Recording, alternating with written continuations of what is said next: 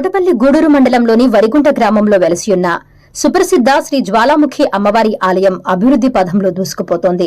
జిల్లాలో అత్యంత పేరుగాంచిన శ్రీ జ్వాలాముఖి అమ్మవారి ఆలయ ప్రతిష్ట గతంతో పోల్చుకుంటే నేడు నలుదిశలా పూర్తిస్థాయిలో వ్యాపించబడింది. 10 నెలల క్రితం ఆలయ చైర్మన్ గా ఎన్నికైన కోడూరు రాజేశ్వరి తన భర్త సీనియర్ టీడీపీ నాయకులు కోడూరు శ్రీనివాసులరెడ్డి సహకారంతో ఆలయ అభ్యున్నతికి తీవ్రంగా కృషి చేస్తున్నారు. గడిచిన కొద్ది కాలంగా ఆలయంలో అనేక అభివృద్ది కార్యక్రమాలకు ఆమె శ్రీకారం చుట్టడంతో పాటు అమ్మవారి భక్తులు సంతోషాన్ని వ్యక్తం చేస్తున్నారు.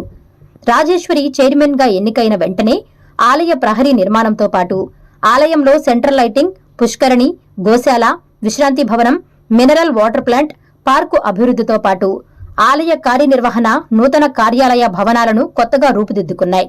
అలాగే అమ్మవారి ఆలయ సన్నిధిలో నూతన కళ్యాణ మండపాన్ని నిర్మించేందుకు ఆలయ కమిటీ ప్రణాళికలను సిద్ధం చేసింది.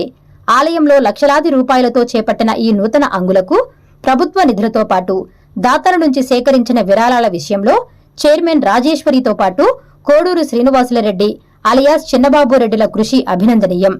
ఆలయంలో మౌలిక సదుపాయాలు దినదినాభివృద్ధిగా సాగుతుండటంతో అమ్మవారి భక్తుల రాకపోకలు కూడా అధికమయ్యాయి. దీంతో ఆలయ రాబడి కూడా పెరిగినట్లు ఆలయ కార్యనిర్వహణాధికారి కమిటీ సంతోషం వెల్లబుచ్చుతోంది. అలాగే ఆలయంలో జరిగే అభివృద్ది పనులపై అమ్మవారి భక్తులు సంతోషాన్ని వ్యక్తం చేస్తున్నారు.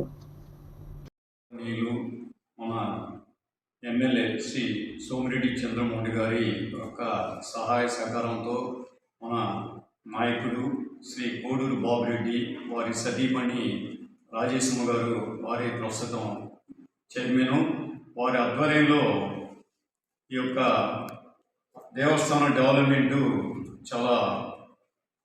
చాలా ముందుకెళ్తుంది.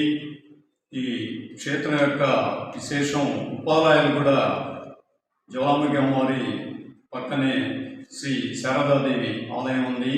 బాసర తర్వాత ఆ స్థాయిలో ఈ యొక్క ఆలయం వెలసిల్లుతూ ఉంది. చాలా విశేషంగా ముందుకెళ్తుంది.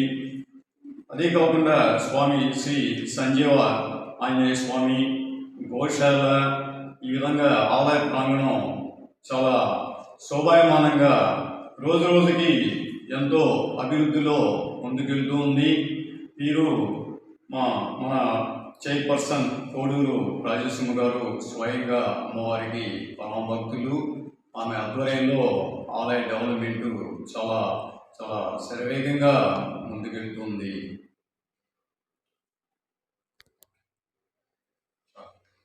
జ్వాలాముఖి అమ్మవారు నెల్లూరుకి 12 కిలోమీటర్ల దూరంలో ఉన్న వరిగుంట గ్రామంలో వెలిసిన్నారు.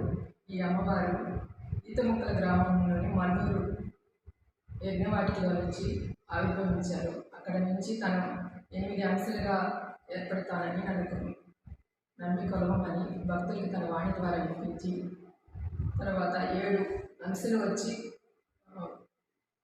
కొత్తపట్నం మండలంలోని చుట్టుపక్కల గ్రామాల్లో వెలిశారు. 8వ అంశ మాత్రం మన వరిగంటకు వచ్చి అమ్మవారు స్వయంగా వెలిశారు.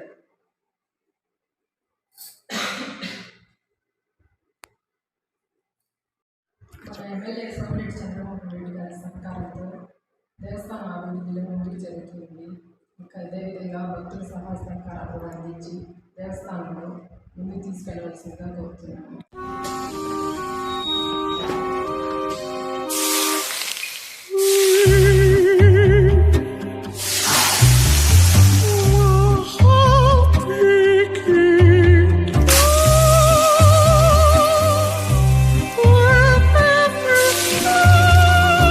No matter the heat outside, stay cool inside with energy-efficient windows from Asahi System Windows. Please subscribe SS News AP.